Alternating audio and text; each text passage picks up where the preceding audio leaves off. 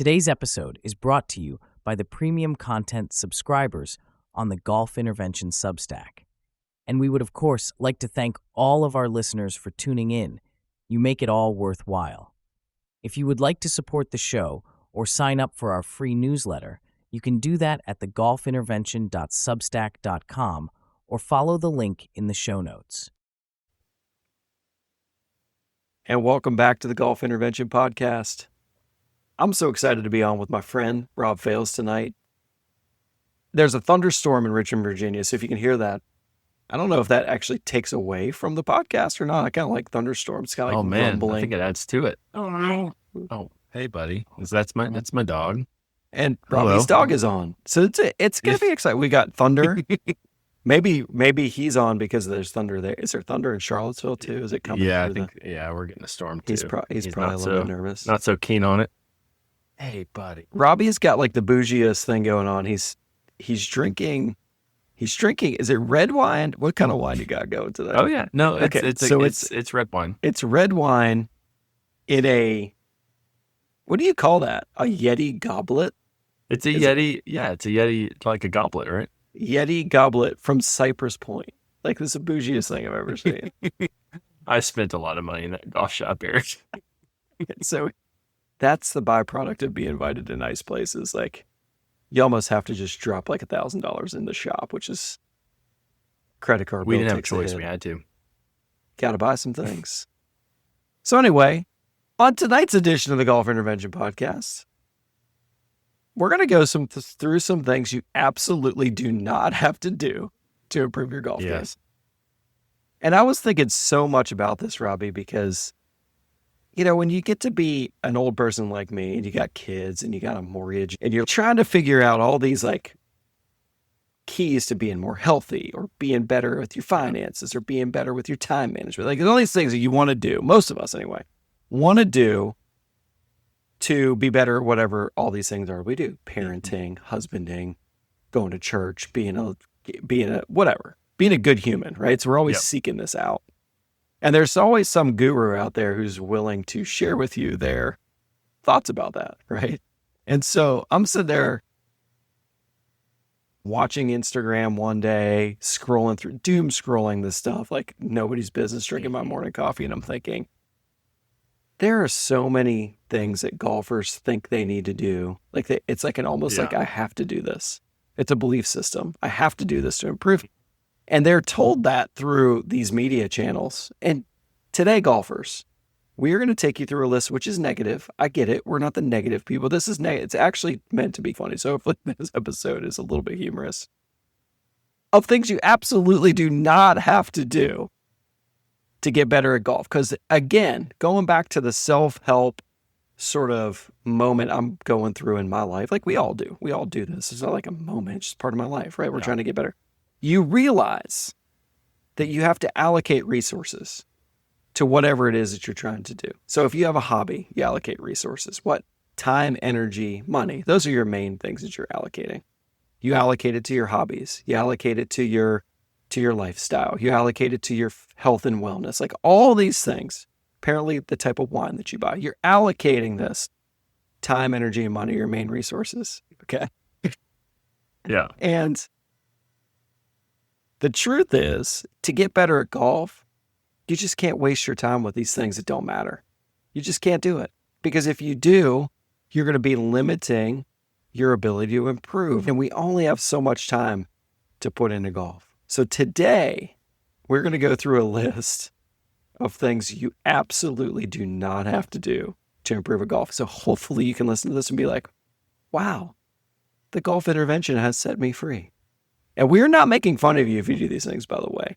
We've done these things. Like right, I know, and I was just getting ready to say that. Yeah. I know I've done a lot of these things to try to figure out. And maybe some of them are effective. Yeah, and some of them are effective. It's just that they're not be all end all. You've got to do this or you're like they're not moving the needle much. Yeah. So I wrote this big list. I could just read them and be really funny, but we're gonna go through some highlights. Yeah, like this past week we went like back and forth. We had a text chain going where it was like you would send something, then I would send something, and we were going back and forth for a while there. Yeah. with a lot of So, things that you should be fun. absolutely do not have to do to play better golf. And so I think that one of the most interesting ones that you said, which I could not agree with you more, is the one I'm going to start off today. And these are not in any order. It's just a haphazard list of things, and there's many more. But one of the things you do not have to do to be better at golf is to beat thousands upon thousands of range balls. You just really don't have to do it. I know this because I went through a 10-year period where I practiced way less than I did for the previous 10-year period, and I improved a lot more during that time. So, Robbie, this is one from your list. So tell the listener why you think you do not have to pound tens of thousands of golf balls to improve at golf. Yeah. I think it starts with the belief that if you have a certain level of competency in that like very sort of like sterile kind of controlled environment of the range, it means that you are going to do it when you go play. And golfers have this belief of, it might be like they get to 1,000 and we're just putting a number there, but for you, it might be, let's say 200, right? That's actually like, sadly enough, like that's not an unreasonable like number for some people. Is like, okay, well, is it because you have the belief like, oh, you need to hit like, I don't know, like 10 in a row within a certain dispersion to be able to leave or something like that. There's just a lot of things that people have that belief of, is that, okay, like I'm going to pick on, some high school coaches or college coaches of golf teams that say, oh, you got to make 100 in a row 3-footers. Now we can debate like, maybe they're learning some other skills from like a perseverance or grit standpoint that gives them some benefit in the long term, and we'll just put that argument aside. But really, that's a very, very, very outdated, and it's not an accurate assertion that if you do it in one context, you're going to be able to do it in. Really, the point of training and kind of the point of the range as we see it is to develop reference points, is to develop feel, is to basically calibrate your sensation of where the bottom of the swing is in space, where the face is relative to the path, the amount of momentum it has an impact, things like that. Maybe to have some reference points and check what you're doing swing-wise between you and your coach, whether it be your grip, your posture, anything geometry-wise that you feel like gives you better odds of lining the skills up, great. Or it might just be kind of running through, hey, these are the few things that I need to do when I go play from a behavior standpoint that are going to give me the best odds, such as how I'm walking into the golf shot, how I'm aligning myself to a target, things like that. We also don't mind using the range for just tracking what your current dispersion is, right? So we use fingers to try to figure out, hey, what is the golf ball doing with a certain sample size, say 15, 20 golf balls.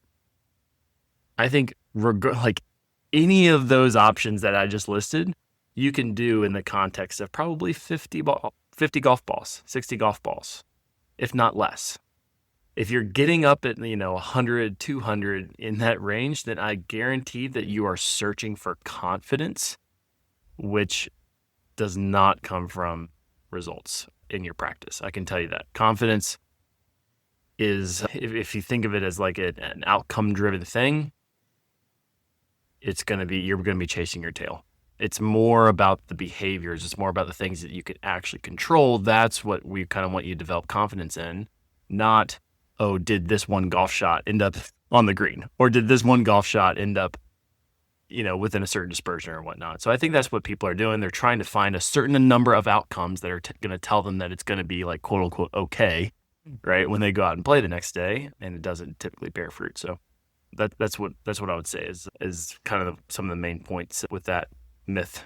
Well, I think it's this linear like effort curve. So like I'm going to put more effort in, I'm going to improve. Yes. And in a lot of things, Correct. that's true. Yeah, agreed. Right? If I want to be better at reading, I'm just going to read more. I'm going to read more and read more and get smarter. That's great. That's effort, right? And that's paying off with the time.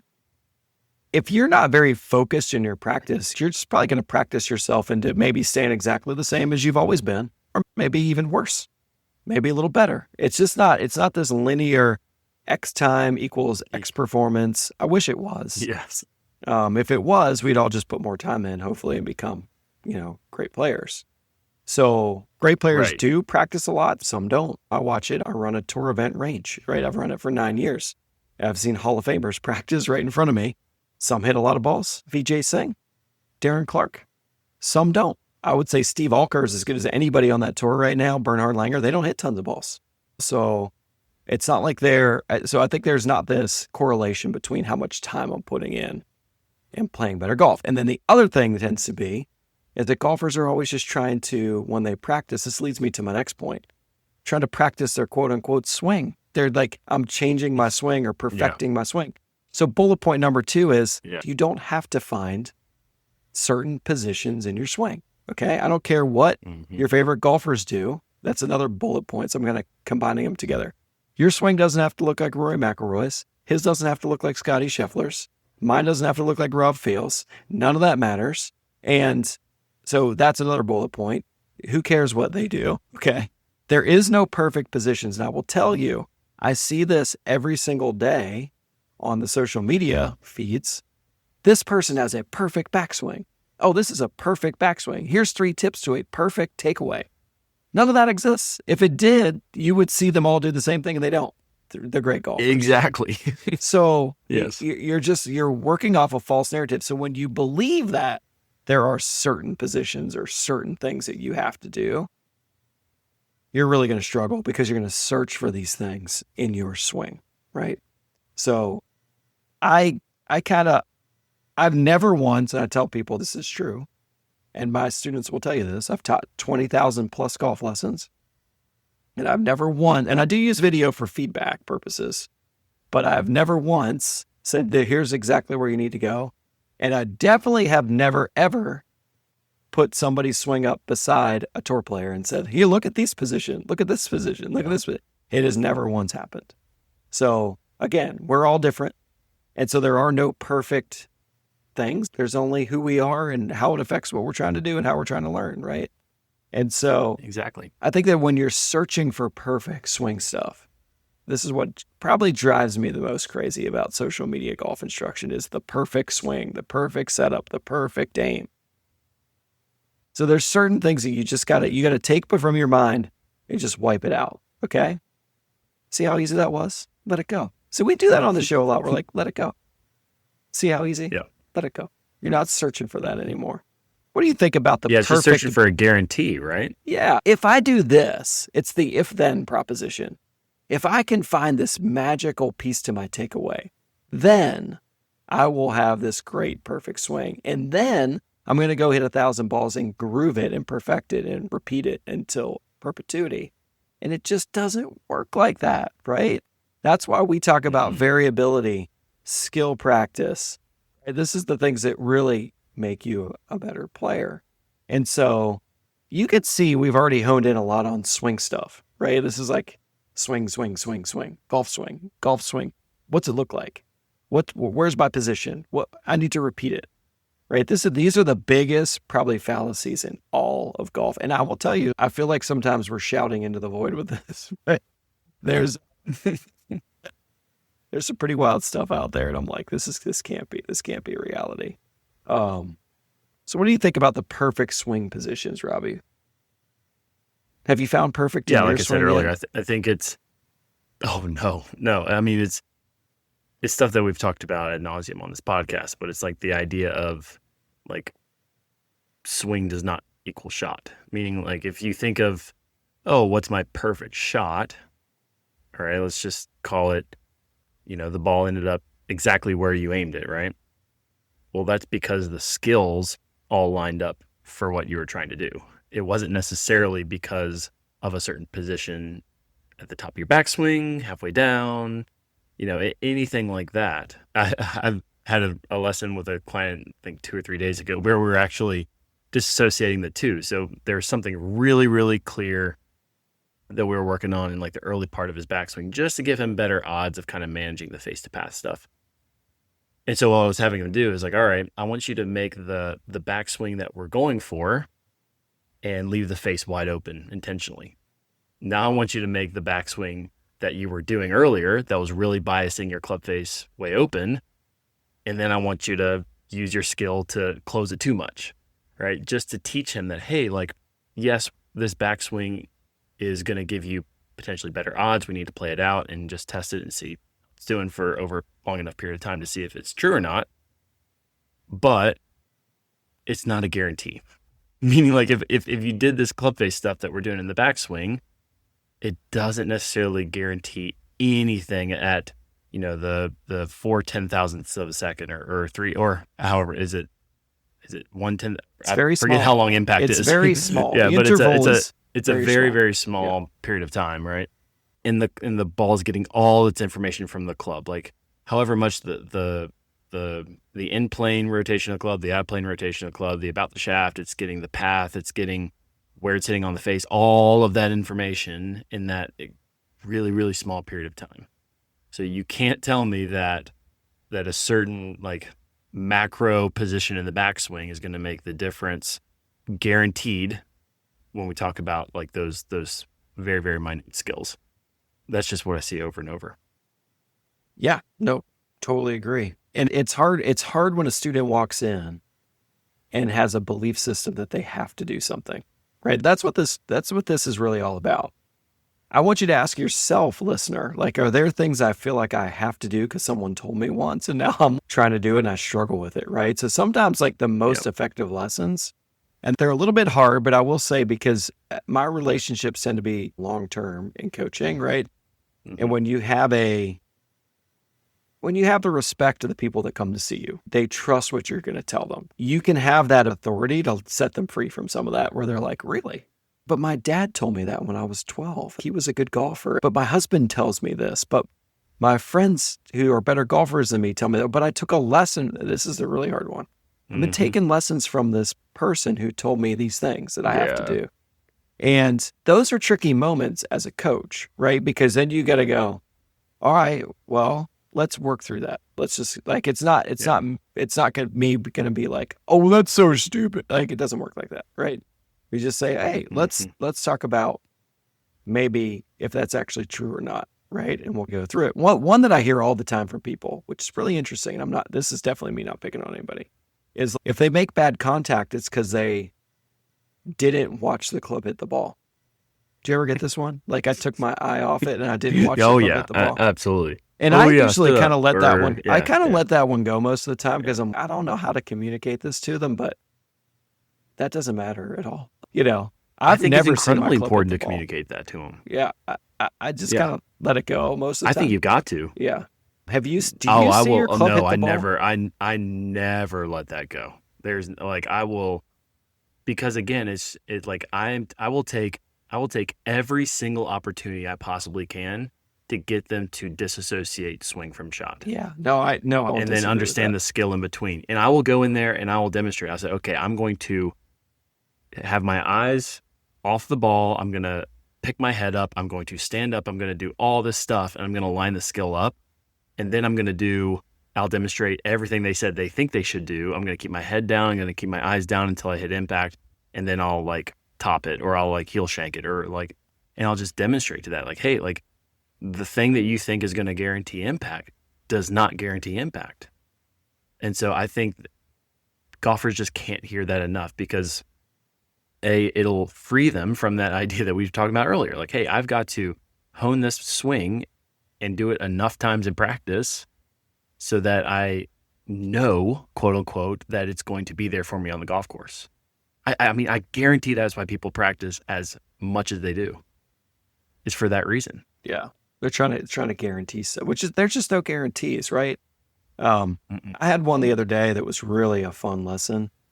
Yeah, did I say I guarantee? That's what people practice. I'll guarantee. I definitely use the word guarantee there. I guarantee there's no guarantees. Yeah, the only guarantee is no guarantees. Write that down, people. Write it down. Yes. I love that. We're gonna get that on some merch. We're gonna get that on a shirt. Golf intervention shirt. Ooh, I like it. The only guarantee is there's no guarantees.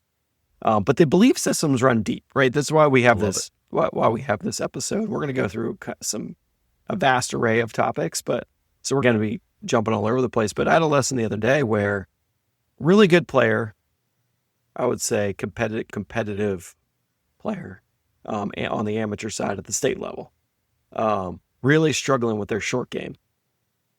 and just making really bad contact on wedges, like just not hitting them well. And the way we had to solve it in 30 minutes was I had to unwind this really good player's belief system about how to make contact with a wedge shot, right? And it took a little while, and highly coachable person, but also someone that's like really into golf, right?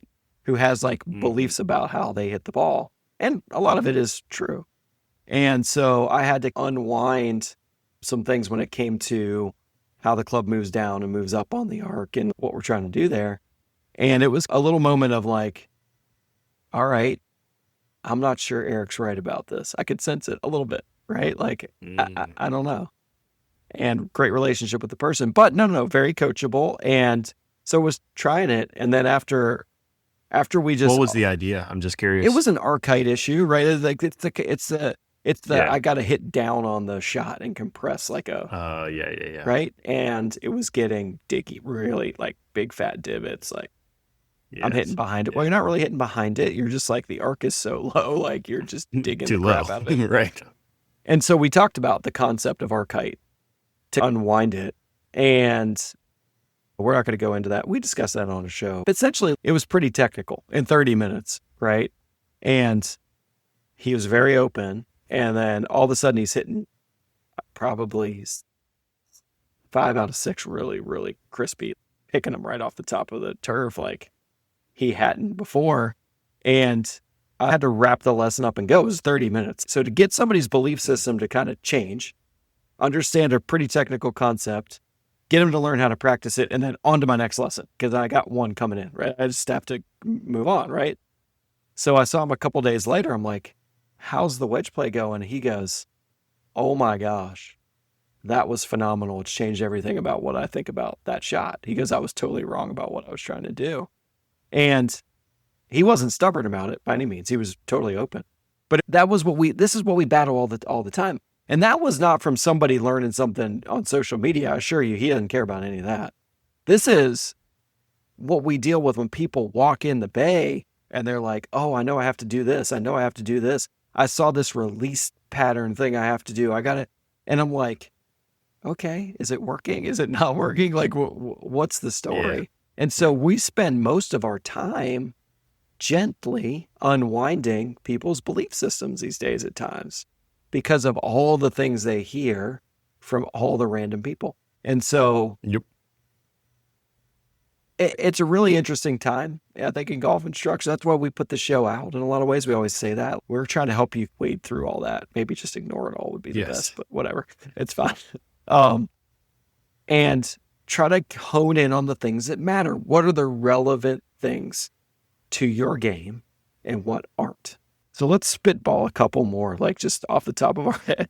things you don't have to do to be good at golf. Ready? I got one for you. Yep. You do not have to get $300 upcharge shafts on your irons. You do not. I promise you you don't. You do not have to use a line on your ball to putt. You could, but you don't have to, right? Yeah. You do not have to ignore bad thoughts. You don't have to ignore bad thoughts when you're on the golf course. You don't have to think positive thoughts when you're on the golf course, do you, Rob? I mean, this is probably, if I've had the biggest growth in my probably last 5 years as a person, whatever, golfer, teacher, friend, husband, parent, it's some things I've learned from Dr. Pryor, for sure. And, oh my God. Yeah. And I think that this notion of you're gonna ignore the things that come into your mind, or you're gonna create these like magical positive situations, is like, it set me free. See what I'm saying? Like, it set me free to just be me, right? And learn to be the best me in the moment, and then be very accepting of myself in all outcomes, and then I'm good. You know what I mean? Like, really good. Yeah. And I can be really present in the stuff that I'm doing. And that's helped me a ton. So Out of those things that I just named off there, Rob, anything jump out to you? Things you don't have to do to be a good golfer? Mm-hmm. Yeah, I mean, obviously the think positive thoughts one would be my number one, right? Again, like it just goes back into our propensity to judge stuff. I think is way overblown. I mean, we get into judging everything. Like, hey, this, that shot was good. That shot was bad. This thought was good. That thought was bad. It was great. It was terrible. And we just don't have to always judge everything. We can just say, hey, it is what it is. And, it's not that it shouldn't have happened. It's not that it should happen. It's just, it is what it is.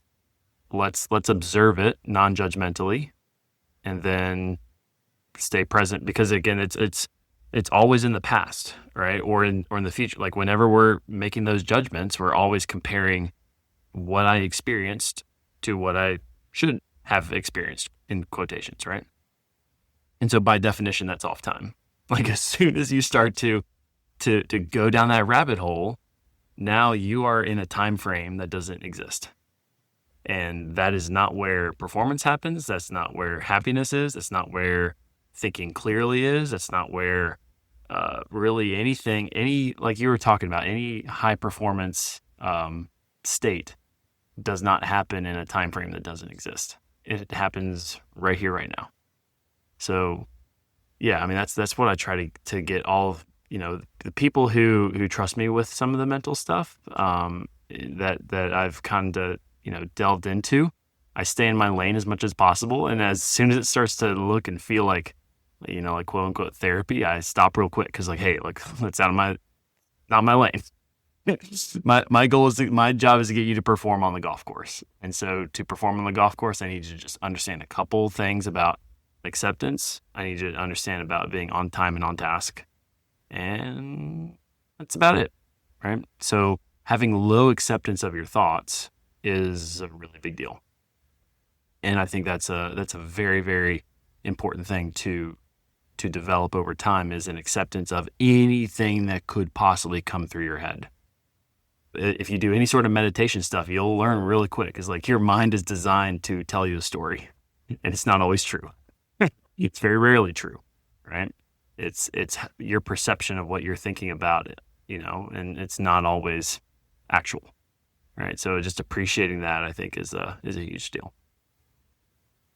I remember a long time ago, there was this like prodigy young golfer. This is probably 20 plus years ago. And I'm pretty sure I remember his name, but I'm not going to say it because I don't want to attach to the wrong person. But I remember the situation. And I remember seeing on the Golf Channel, the sports psychologist who was working with this kid. He was a kid. He was 18 years old, 19 years old, trying to make a run at the PGA Tour, really, really talented. And the sports psychologist said, we've been measuring how many thoughts he has per hour. And now we're learning to eliminate thinking. Like we're trying to limit. We have these strategies nice. For him to turn off his fantastic. Thinking. The guy imploded. Oh man. Right? He never made it.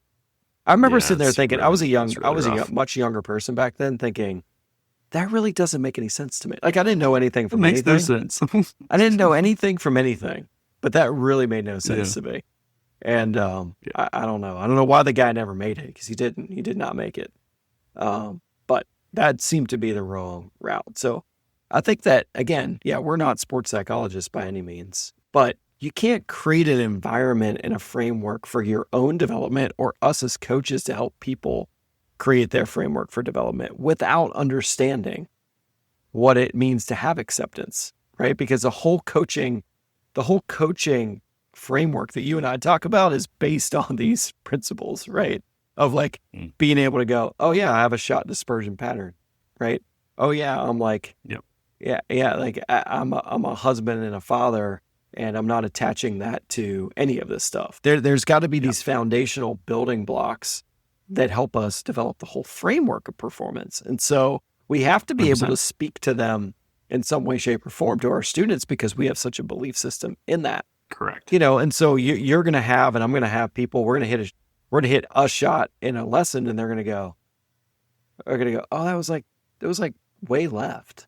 I'm like, well, no, it wasn't way left. It was like 20 feet left from 170. It was actually just inside your dispersion last. Correct. And so maybe this is a new student, and then you have to communicate to them what dispersion is and why we're accepting of it, Yep. right? And Yep. so that's just like foundational. And so it's super interesting to me, this whole discussion of thoughts and positivity and negativity and all this stuff. It's And for those of you all who haven't been, if this is the first episode that you're listening to, if you go back and listen to our episode with Dr. Pryor, Dr. Raymond Pryor, you'll get a lot of this. But when we talk about acceptance, it's not about like resigning yourself to less. It's not about, just being complacent. It's just about observing what is happening as it actually is, not telling yourself a story about it. It's saying, okay, the ball was here. It is now over there. And you pretty much drop it after that, like if you want to, right? If you want to learn from it, if you want to have a growth mindset about it, you can say, okay, well, what did the club do to the ball to make it do that? You can say, all right, well, ball hit the toe, face was a little closed. Cool. Let's go find it. What you don't have to say is that was a bad strike. That was a bad shot. I shouldn't do that. Like that is all, in my opinion, lower acceptance levels because you're not viewing the thing that's happening as it actually is. You're viewing it as you would want it to be. And that's very, very, very different, right? So having a high level of acceptance of your thoughts is the same thing, right? I cannot have you trying to fix your thoughts on the golf course. That is multitasking with something that is non-relevant. The ball does not care what you're thinking about. Like I should backtrack. Your intention for the shot and what you're trying to do is relevant, obviously. And then the ball, you're going to move the club based off of that, and the club's going to move the ball. So that's obviously very relevant. But the ball does not care if you were thinking, oh, this is going to be a good one. This is going to be a bad one, right? This is a hard shot. This is an easy shot. Like the ball doesn't care about any of that stuff. Okay. The only thing the ball cares about is what the club is telling it. And by extension, like what you're telling the club, not from a conscious standpoint, but from like a feel perception, kind of a prediction standpoint. Aside from that, I mean, you can pretty much drop everything else. You don't have to think positively. You don't have to fix your thoughts. You don't have to push out or avoid bad, quote unquote, bad ones. Because again, like, what's a bad thought? What's a good thought? I have no idea, right? It's a subjective judgment, right? what you do need to do is move on, right? Play the next shot, and be on time for that one. I played in a little pro member thing a couple weeks ago with a great couple that I teach, and the guy he played great all day, pretty much. Had a little bit of a stretch, couple hole stretch, hit a ball in the water. On the 5th hole and on the 12th hole, he was still literally lamenting the shot. And so his wife and I were making fun of him a little bit. We were like making light of it. And she goes, he'll be mad about that for weeks. So I saw him the other day, it's a couple weeks later. I'm like, you still upset about that ball on 5? He's like, oh yeah. I said, you're lamenting. He said, I'm a lamenter. But he was able to right the ship, and I think he shot even par on the back 9, even with lamenting. So he was able to right the ship there. And there you go. When it was relevant, right? When it was time to play the shot, he was able to be on time and on task to that shot. I guess the bigger point, so, you just made the broader point of this episode is define what's relevant, right? What is relevant to your improvement? And hopefully we've made the case for this almost 50 episodes in. What are the relevant things for your improvement in golf? And it's so easy to get caught up in the things that are irrelevant, right? And we were pointing some of them out, like $300 shaft upcharge. Like, yeah, do you need that? Probably not. That's irrelevant to your performance, like most of the time, no matter what they're selling you on there. Swing positions, relevant, not relevant. Definitely when you're about to hit the ball, not that relevant. All these things, like in your practice, just time, just energy. What is the things that really matter for you to improve. And usually it's just one little thing at a time. Like, let's take this one little skill development step forward and learn to play a little bit better. So, and can I add a little point to that? Yeah. This is going to be back to the shaft thing. Hunter and I were asking Paul Wood about shafts, and we asked him like point blank, like, hey, Ping measures more than just about any other. I gotta imagine they probably do like testing, quote unquote, for like more as much as any company out there. Oh, right? yeah. They're always doing these research projects. They're always like trying to help us push forward. Would you ever design a shaft? Because Ping does have their own shafts in-house that they design. With all the testing that you've done, would you ever design a stock shaft that does not perform as optimally as you can? And they said, nope. No, So it's like, of course not. why on earth? Everyone's different. Okay, I want to like, everyone has different launch characteristics. Everyone plays in different conditions. Everyone has different goals, like nuanced things that you need. You might be the level 3 golfer, right? Who, for your goals and where you want to get to, you need a certain type of, shaft for the shot that you're trying to hit. And, you've done enough testing where I really like this shaft, and it might be an upcharge shaft. It might be an off the market shaft. Great. But what we're talking about is when you talk about big data, like of all golfers, we're talking about level 1 golfers shooting higher than 88, level 2 golfers, 88 to 77, 76, and then level 3 golfers, 76 down. We talk about that big data aspect of it. The difference in a stock shaft that is developed in Ping versus an aftermarket shaft is going to be like, you're looking at like the smallest. I mean, it's not relevant. It doesn't move the needle. Doesn't move the needle. You put your resources into something else, right? That's all I'm saying. Yeah. I guarantee you, I could fit pretty much any developing golfer into Ping stock. Ping stock, to your point, they're producing their own shafts, right?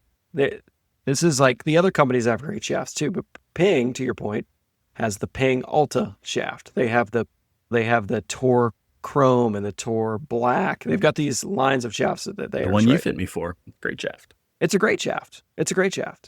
So what I'm saying is you can become a great golfer with those shafts too, right? So that's the point. So if you're going to put your resources into something, put it into something else, right? Don't put it into that, because it's not going to matter to you. And no, you don't need to pure your shafts. I'm sorry. You don't need shaft puring either. No, please God, don't do that. So there's all these little things that I was going to point out, things you don't need to do. There's other things like speed training. Could you do speed training? Yeah. Do you have to do speed training? No. Could you hire a personal trainer and work on your fitness all day long to get better? Yeah. Do you have to? No. Most of us. So there's all these things that you like. Go ahead. You're giving me the finger. So just to be very sorry. Okay. So again, for our listeners who are new to the show, when Eric's saying speed training, he's really talking about over speed training, because speed is one of our core essential skills. It's the third skill that we need to train when it comes to touch and feel. And you do need to develop a certain level of speed with driver for the level of golfer that you are. Again, like level 2 golfers, that's where this starts to become really pretty darn important, because we need to get the ball on the green regulation and fortunately more par 4s to get through level 2.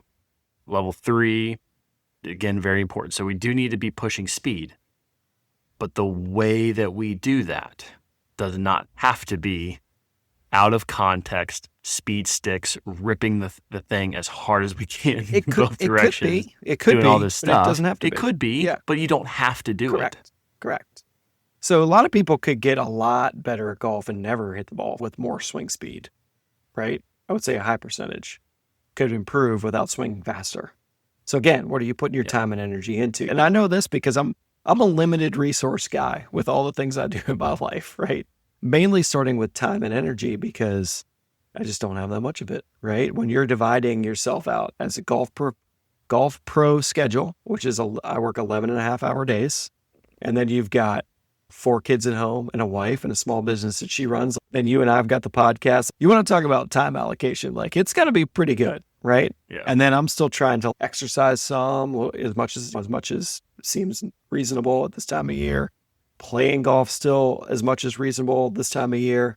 being someone that has friends and goes to church and has other activities, you've got to figure all this stuff out, right? Like you're limited in your time and energy.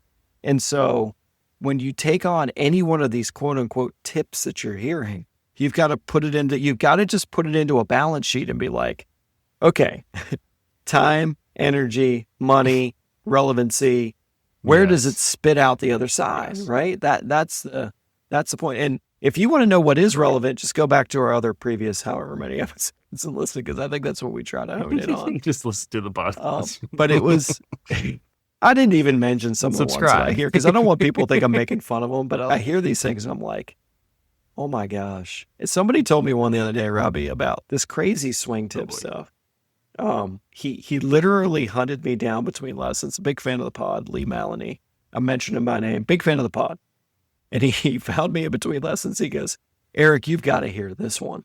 I said, what's that? He goes, I saw this swing tip and it said, on your backswing, you need to pretend you're dumping water out of your left ear. Do we have any idea what that means, Rob Fails? Mm-hmm. I don't know where it came from. And I'm like, what if someone believed that was true? What if someone listened to that and was like, oh my gosh. Oh my gosh. I haven't been dumping water out of my left ear. Oh. I got to get to the range right now. I am about to be the king. Hunter and I got on a binge of pretty great ones earlier. Last week we saw one where, again, no disrespect, but this one guy had he had a tennis ball wrapped around. He had a string around his right knee, right, with a tennis ball hanging from it, and he was just standing up, no club, just like making from setup right into his follow through, getting the tennis ball to like swing around his left foot. He's like, all right, you're going to just sit here. You're going to go and you're going to get home and you're going to do this for 20 minutes and that'll fix everything. You're ready. You're ready for the tour. And if you combine that with dumping water out of your left ear, can you imagine how good you'd be at golf? Oh my gosh. So good. While watching the club hit the ball, with your line standing on railroad tracks, like it's all coming together. Mm-hmm. Pictures coming together. So I don't know who these people are. I don't know how do they hit the algorithm? I will send this to you. It's really hard to picture, but it's just like the most hysterical image of this guy taking this tennis ball hanging from a string from his right knee and just like swinging the tennis ball around his left leg into his follow through. It was that was interesting. You had to see it, kind of thing.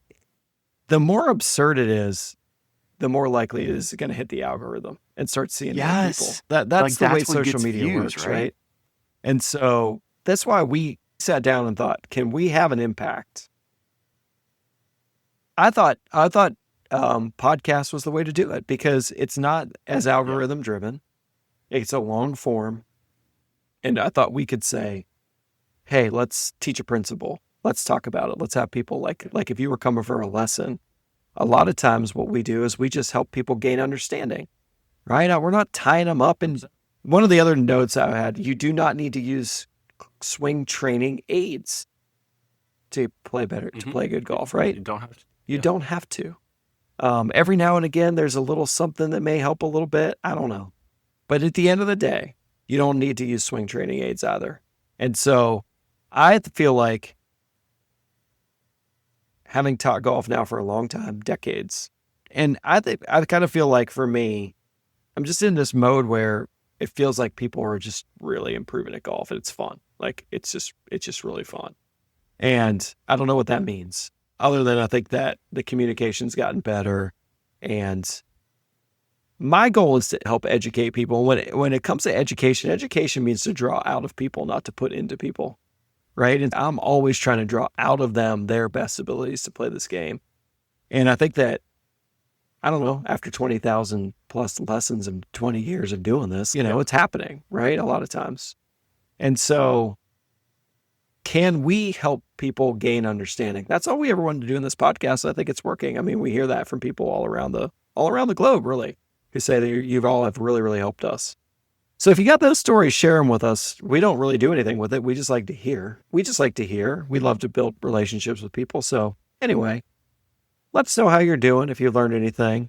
Any other dying tidbits you want to share for people that they just don't have to do. You do not have to do this All right. to get better at golf. Let's look back. Oh, you're looking at the text thread now. I Yeah. wrote down a lot of them. Oh, plumb bob. Oh, plumb bob. Don't have to plumb bob. You don't have to plumb bob. I've seen some good putters that plumb bob. I will say. You do have to use aim point. You can't putt great without me. I'm just telling you. So that's true. If you're not using it by now, you're just kidding yourself. Yeah.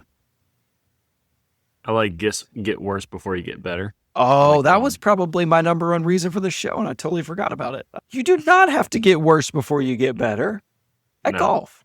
And anybody that tells you that is completely lying to you. I just have to say that. I'm getting fired up now. It's getting late. The thunder's booming through my house. But I think that was actually the thing that spurred me on to this episode, was that I had heard that multiple times. Like, I know I got to take a couple steps back before I improve. And I'm thinking, why?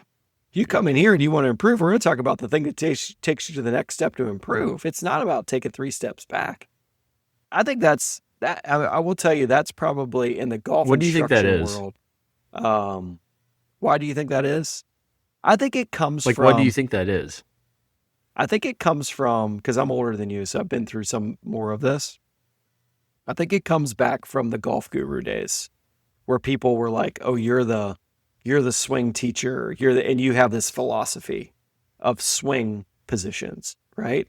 And so, when you're trying to put everybody into a model like that, many people get worse. They never actually get better. And so then you're like, Yes. do you see what I'm saying? So now you're selling this idea like, oh, you may get work, because now this is the opposite of how you and I would teach somebody. You're making them do your thing rather than you helping them do their thing better. Does that make sense? So the whole notion that you're going to get worse before you get better, it isn't true for me. And I think that some more egocentric instructors, I'm not trying to be critical, but it's just true. They just believe so much in what their philosophy or their model of quote unquote the swing is, that they have to say that, because some people are just going to get worse. Yeah. And maybe they do get worse before they get better. Yeah. So I think I can put that into context a little bit. So I think in the context of what you said earlier, it's like, okay, here's a swing position because this is the correct thing to do. 100%. Like a lot of people get worse and never get better. There are times where, and we want to be able to separate when this happens, when we change the swing in order to bias the skills in a more advantageous way, but the overall dispersion gets bigger because the pattern is different and you haven't skill trained enough, aka played golf enough with that different movement. So the key there is like, when you are changing your swing or when you're doing something different swing wise, is it in order to bias the skills in a desirable way? So like a good example would be like, hey, you got X Tour Pro, he hits it 70, 80 feet high. Now he's going to go play in a course where he needs to be able to hit it higher and stop the ball on some really firm greens. Like, okay, so we're going to implement some ideas to try to get his peak height higher. Cool. So you see in training, like with what you're doing, the peak height's definitely getting higher, especially on the ones where he's hitting the middle of the face. Problem is that because it's different and he just hasn't skill trained with it enough, the overall dispersion, whereas in terms of like where it's hitting on the face or the face to path, gets a little bit bigger.